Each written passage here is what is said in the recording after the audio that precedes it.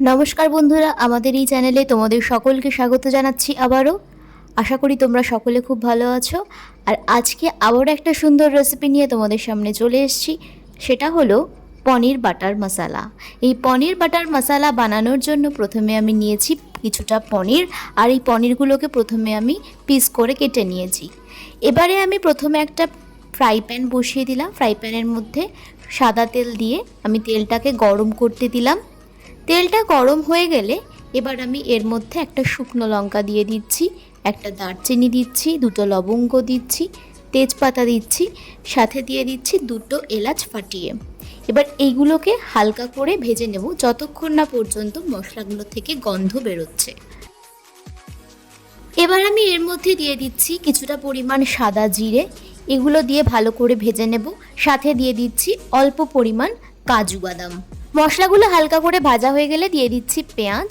পেঁয়াজটাকেও আমি মশলাগুলোর সাথে হালকা করে ভেজে নিচ্ছি।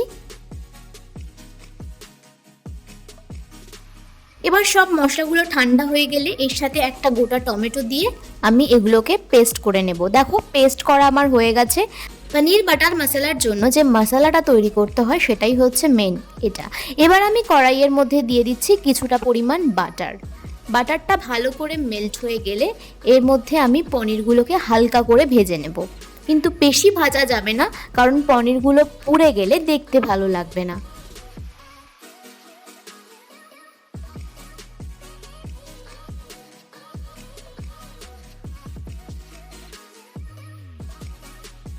পনিরগুলোর গায়ে বাটারটা ভালো করে লেগে গেলে আমি এর মধ্যে দিয়ে দিচ্ছি সামান্য পরিমাণ লবণ আর কিছুটা হলুদ গুঁড়ো।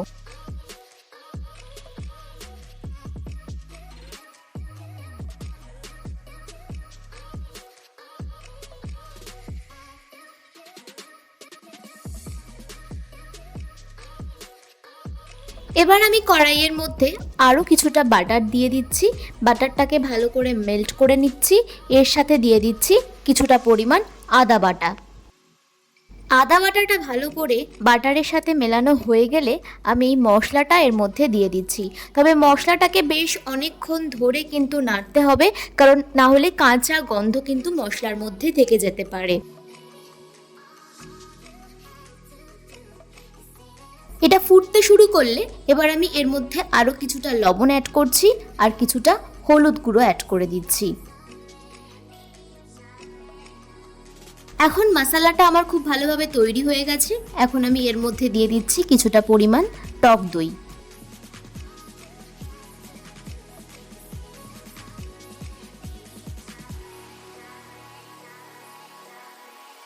এবার এই মশলাটা পুরো ভালো করে ফুটে গেলে আমি এর মধ্যে সামান্য পরিমাণ জল দিয়ে দিচ্ছি।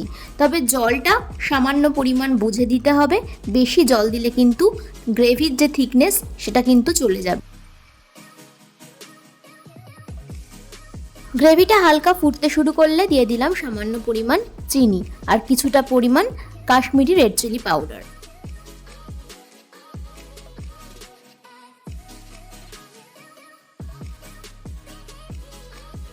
এখন গ্রেভিটা পারফেক্টভাবে তৈরি হয়ে গেছে।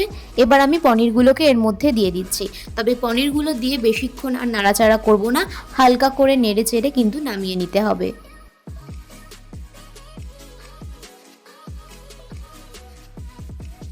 সব শেষে কিছুটা ফ্রেশ ক্রিম দিয়ে আমি এটাকে পরিবেশন করলাম। খুব কম সময়ে সহজ পদ্ধতিতে পনির বাটার মশলা এভাবে বানিয়ে বাড়িতে খেলে খুব ভালো লাগবে খেতে। এটা পুরোপুরি ধাবা স্টাইলেই কিন্তু হয়েছে। তোমরা এভাবে ট্রাই করো, খুব ভালো লাগবে। আর রেসিপিটা ভালো লাগলে চ্যানেলটাকে অবশ্যই সাবস্ক্রাইব করে চ্যানেলটার পাশে থেকো।